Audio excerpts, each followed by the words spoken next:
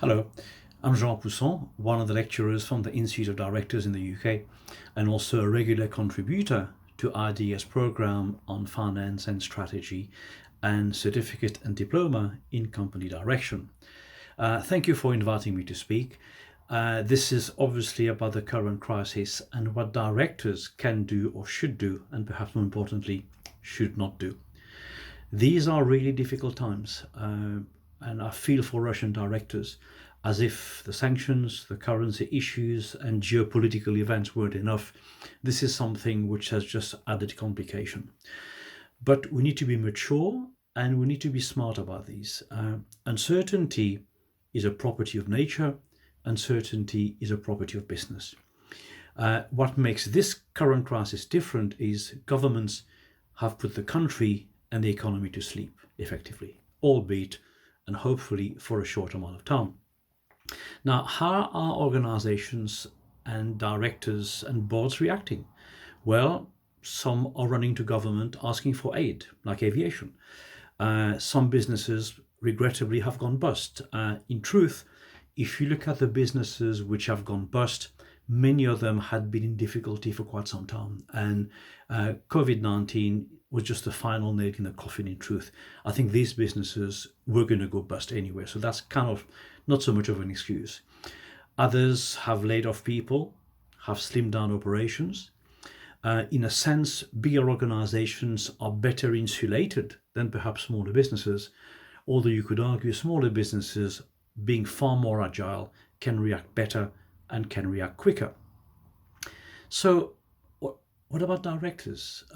What options do we have here? How should we behave? Well, a couple of things. I think as a director, more than ever, you need to show leadership. You need to show that you care. You are on show. People are watching you, your every word, your every reaction. Complaining about COVID-19 isn't going to help. Complaining about uncertainty isn't going to help because A, isn't going to change anything. So that put away right now. Do appreciate that your staff have worries too. They have families, they have elderly people who are at risk with the virus. So you need to show that you care. You need to show empathy and you need to really be on their side. There's an expression we use on many of our courses which goes something like this. The certainty of misery is far better than the misery of uncertainty. And this is what we're going through right now. We simply do not know.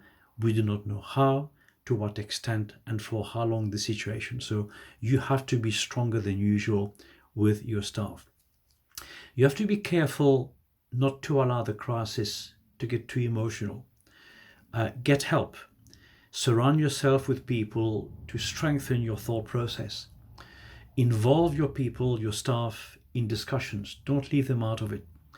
And above all, proceed with caution.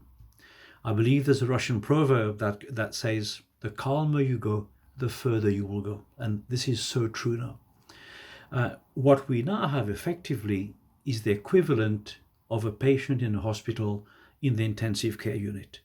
So the objective is to make sure the patient lives and get the patient out of intensive care unit and into a normal ward.